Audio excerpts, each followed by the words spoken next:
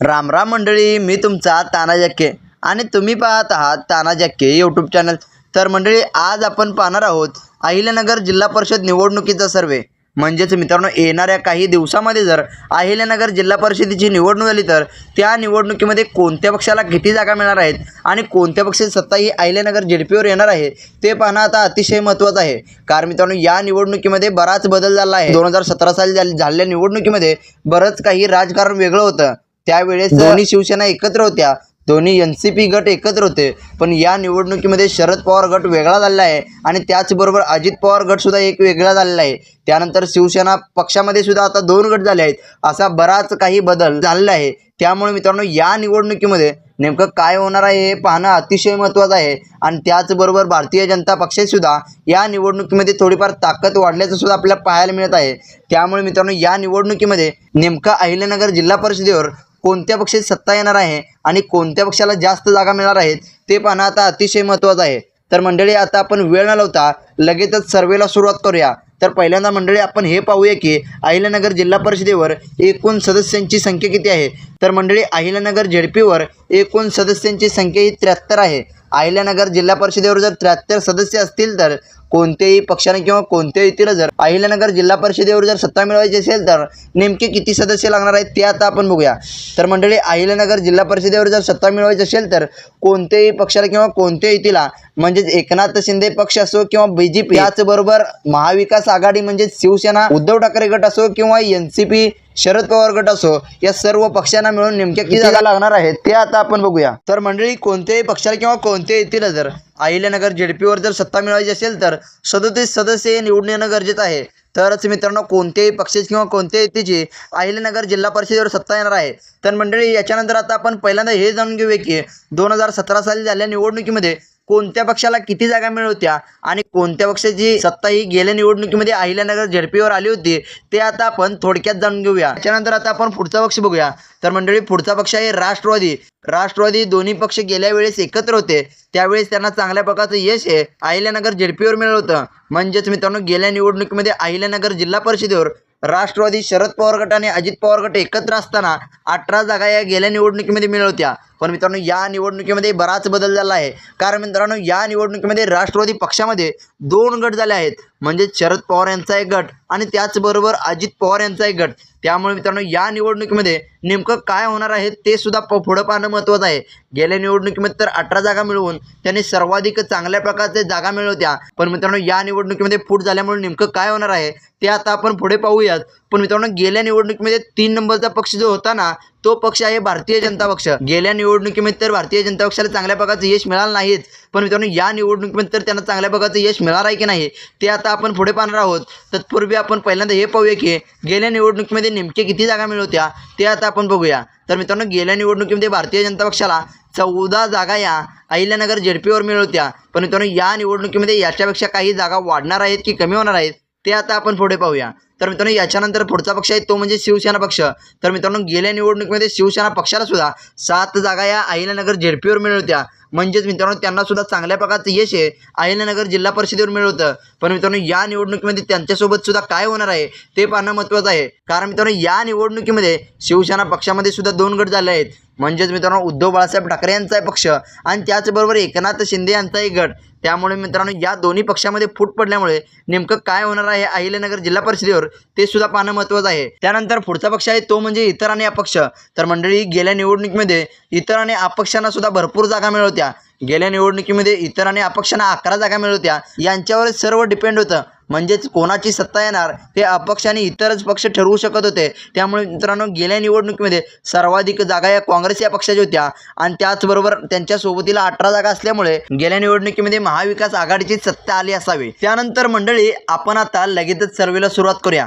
म्हणजेच मित्रांनो, येणाऱ्या काही दिवसामध्ये जर अहिल्यानगर जिल्हा परिषदेची निवडणूक झाली तर त्या निवडणुकीमध्ये नेमकं कोणत्या पक्षाला किती जागा मिळणार आहेत आणि कोणत्या पक्षाची सत्ता ही अहिल्यानगर जिल्हा परिषद येणार आहे ते आता आपण पहिल्यांदा पाहूया। तर मित्रांनो, या निवडणुकीमध्ये इतर आणि अपक्षांना 8 ते 10 जागा मिळणार असले आपल्याला पाहायला मिळत आहे।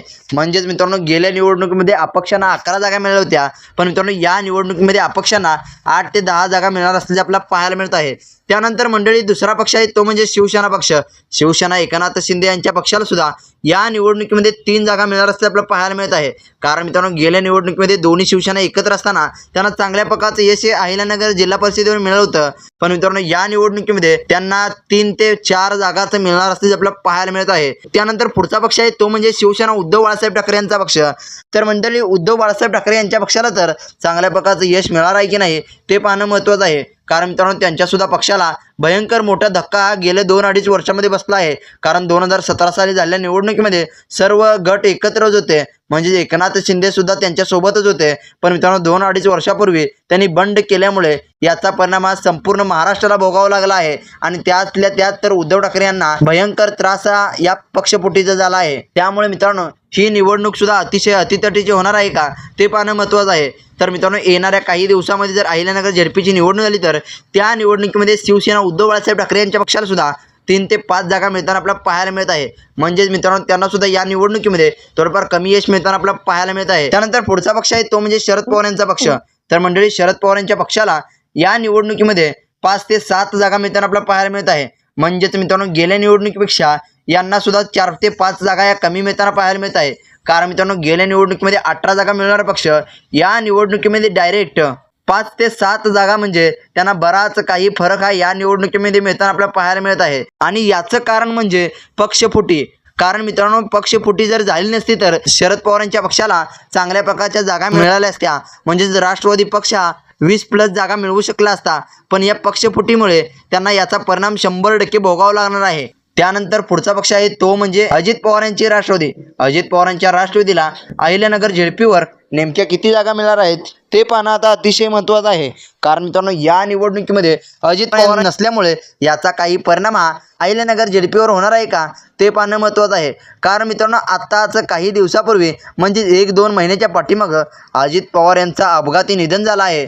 त्यामुळे मित्रांनो, या निवडणुकीमध्ये अजित पवार नसल्यामुळे या जिल्हा परिषदेमध्ये याचा काही परिणाम होणार आहे का ते सुद्धा आता आपण पुढे पाहूया। तर मित्रांनो, येणाऱ्या काही दिवसामध्ये जर अहिल्यानगर झेडपीची निवडणूक झाली तर त्या निवडणुकीमध्ये अजित पवार यांच्या गटाला सुनित्रा वहिनींच्या मार्गदर्शनाखाली 8 ते 10 जागा मिळताना आपल्याला पाहायला मिळत आहे। म्हणजेच मित्रांनो, थोड्याफार कमी जागा मिळाल्या आहेत, पण त्यातल्या त्यात चांगल्या प्रकारचं यश आहे अजित पवार यांच्या गटाला अहिल्यानगर झेडपीवर मिळताना आपल्याला पाहायला मिळत आहे। आणि या 8 ते 10 जागा निवडून आणण्याचं सर्व श्रेय संग्राम जगताप यांना आणि स्थानिक सर्व नेत्यांना जाणार असल्याचं आपल्याला पाहायला मिळत आहे। कारण अतितटीच्या निवडणुकीत संग्राम जगताप यांनी चांगल्या प्रकारचं लक्ष घालून आपल्या जागा या चांगल्या प्रकारच्या निवडून आणल्या आहेत। आणि त्यानंतर मित्रांनो, पुढचा पक्ष आहे तो म्हणजे काँग्रेस पक्ष। काँग्रेस या पक्षाला सुद्धा या निवडणुकीमध्ये नेमक्या किती जागा मिळणार आहेत ते पाहणं महत्त्वाचं आहे। कारण मित्रांनो, गेल्या निवडणुकीमध्ये अहिल्यानगर जिल्ह्यामध्ये काँग्रेस पक्षाला चांगल्या प्रकारचं यश मिळालं होतं। म्हणजेच मित्रांनो, त्यांना गेल्या निवडणुकीमध्ये 23 जागा या अहिल्यानगर झेडपीवर मिळत होत्या, पण मित्रांनो या निवडणुकीमध्ये त्याच्यापेक्षा काही जागा वाढणार आहेत की कमी होणार आहेत ते आता आपण बघूया। तर मंडळी, अहिल्यानगर जिल्हा परिषदेची येणाऱ्या काही दिवसामध्ये जर निवडणूक झाली तर त्या निवडणुकीमध्ये काँग्रेसच्या पक्षाला 15 जागा मिळणार असल्याचे आपल्याला पाहायला मिळत आहे। म्हणजेच मित्रांनो, या निवडणुकीमध्ये काँग्रेसच्या पक्षाला भयंकर मोठा तोटा हा या निवडणुकीमध्ये झाला असल्याचे आपल्याला पाहायला मिळत आहे। कारण मित्रांनो, गेल्या निवडणुकीमध्ये 23 जागा मिळवणारा पक्ष या निवडणुकीमध्ये डायरेक्ट 15 जागा, म्हणजे 100% काँग्रेसच्या पक्षाला परिणाम झाल्याचे आपल्याला पाहायला मिळत आहे। तर मंडळी, याच्यानंतर आता आपण शेवटचा पक्ष बघूया, आणि तो सर्वाधिक मोठा पक्ष आहे तो म्हणजे भारतीय जनता पक्ष। भारतीय जनता पक्षाला अहिल्यानगर जिल्हा परिषदेवर चांगल्या प्रकारचं यश मिळालं असल्याचे आपल्याला पाहायला मिळत आहे। कारण या निवडणुकीमध्ये भारतीय जनता पक्षाच्या सर्व नेत्यांनी चांगल्या प्रकारचं लक्ष गाठलं होतं। राधाकृष्ण विखे पाटील असो, त्याचबरोबर सुजय विखे पाटील, त्याचबरोबर राम शिंदे साहेबांनी सुद्धा चांगल्या प्रकारचं लक्ष या निवडणुकीमध्ये घातलं आहे। त्यामुळे भारतीय जनता पक्षाला चांगल्या प्रकारच्या जागा या अहिल्यानगर जिल्हा परिषदेवर निवडून येण्याचे चित्र आपल्याला पाहायला मिळत आहे। तर मंडळी, येणाऱ्या काही दिवसामध्ये जर अहिल्यानगर झेडपीची निवडणूक झाली तर त्या निवडणुकीमध्ये भारतीय जनता पक्षाला 20 ते 30 जागा मिळाल्याचं आपल्याला पाहायला मिळत आहे। म्हणजेच मित्रांनो, सर्वाधिक मोठा पक्ष हा अहिल्यानगर जिल्ह्यामध्ये भारतीय जनता पक्ष झाल्याचं आपल्याला पाहायला मिळत आहे। आणि सर्वाधिक चांगल्या प्रकारचं यश आहे भारतीय जनता पक्षाला अहिल्यानगर जिल्ह्यामध्ये जे मैदान आपल्याला पाहायला मिळत आहे। आणि याचबरोबर अहिल्यानगर झेडपीवर भारतीय जनता पक्ष आणि त्याचबरोबर अजित पवार यांच्या गटाच्या साथीनं अहिल्यानगर जिल्हा परिषदेचा अध्यक्षा भारतीय जनता पक्षाचा होणार असल्याचं आपल्याला पाहायला मिळत आहे। तर मंडळी तुम्हाला काय वाटतंय, खरंच येणाऱ्या काही दिवसामध्ये अहिल्यानगर जिल्हा परिषदेची निवडणूक झाली तर त्या निवडणुकीमध्ये भारतीय जनता पक्षाची सत्ता येईल का? आणि त्याचबरोबर काँग्रेस पक्ष असो, अजित पवारांची राष्ट्रवादी असो किंवा शरद पवारांची राष्ट्रवादी, या सर्व पक्षांना इतक्या कमी जागा मिळतील का? तुम्हाला काय वाटतंय तुम्ही कमेंट करून सांगा.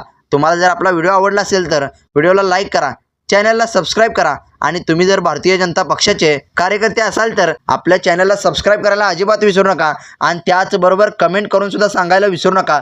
धन्यवाद मित्रांनो. जय हिंद, जय महाराष्ट्र.